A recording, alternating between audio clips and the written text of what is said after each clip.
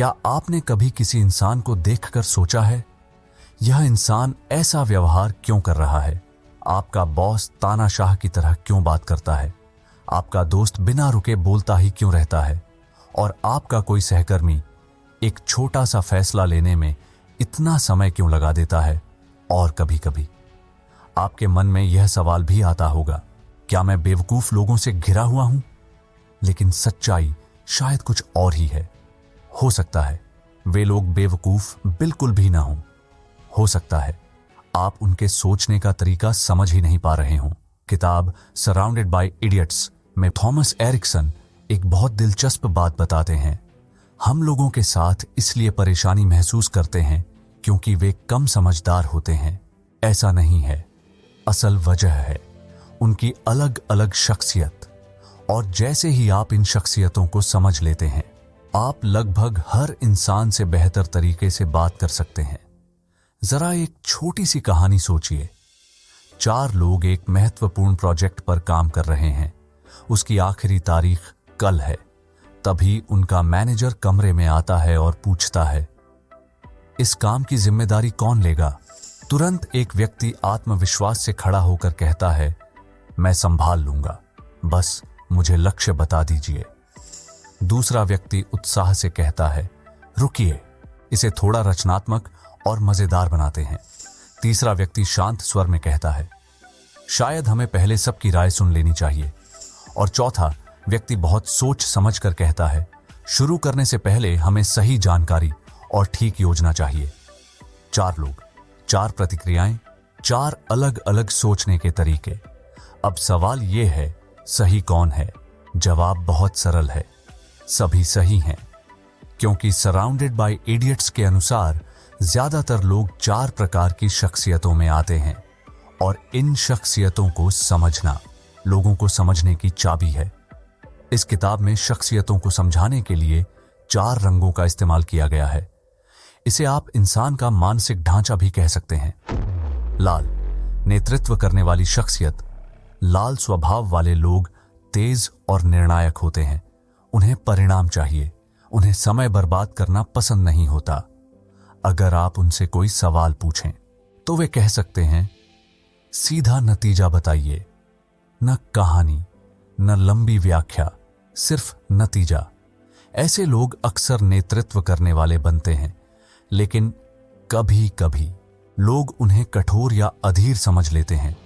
पीला, मिलनसार और उत्साही शख्सियत। पीले स्वभाव वाले लोग ऊर्जा से भरे होते हैं। उन्हें लोगों से मिलना पसंद होता है, उन्हें बातें करना पसंद होता है और उन्हें नए विचार बहुत अच्छे लगते हैं। किसी बैठक में वे अक्सर कहते हैं, सोचिए अगर हम कुछ बिल्कुल नया करें तो।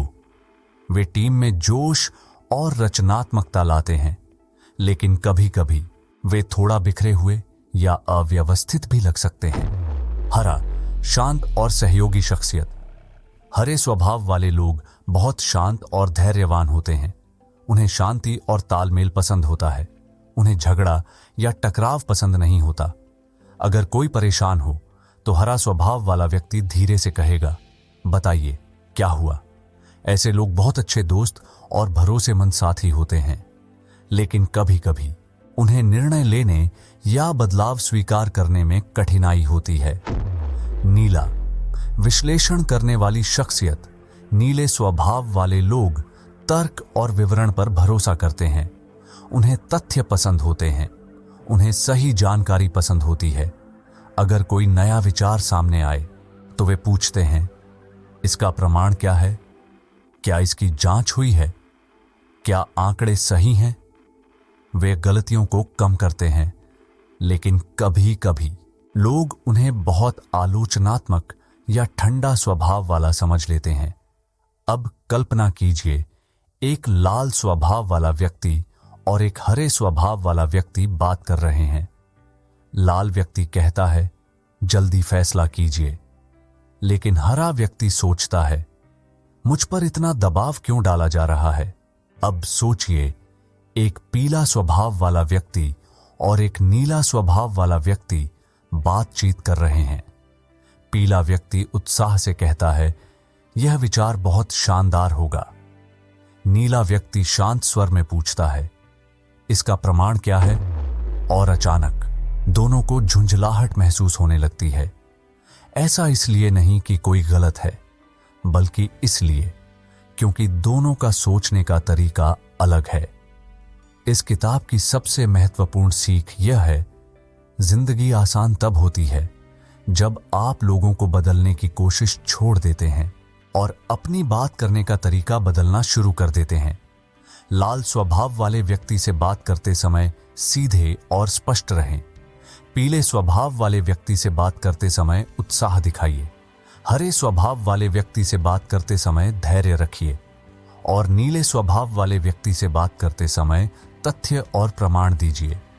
जैसे ही आप ऐसा करना शुरू करते हैं, लोग आपको समझने लगते हैं, टकराव कम हो जाते हैं और अचानक आपको एहसास होता है आप कभी भी बेवकूफ लोगों से घिरे हुए नहीं थे। आप सिर्फ अलग अलग शख्सियतों से घिरे हुए थे। मानव संबंधों की असली समस्या बुद्धि नहीं है, असल समस्या है एक दूसरे को न समझ पाना। जैसे ही आप शख्सियतों को समझ लेते हैं, आप एक बहुत शक्तिशाली कौशल सीख लेते हैं।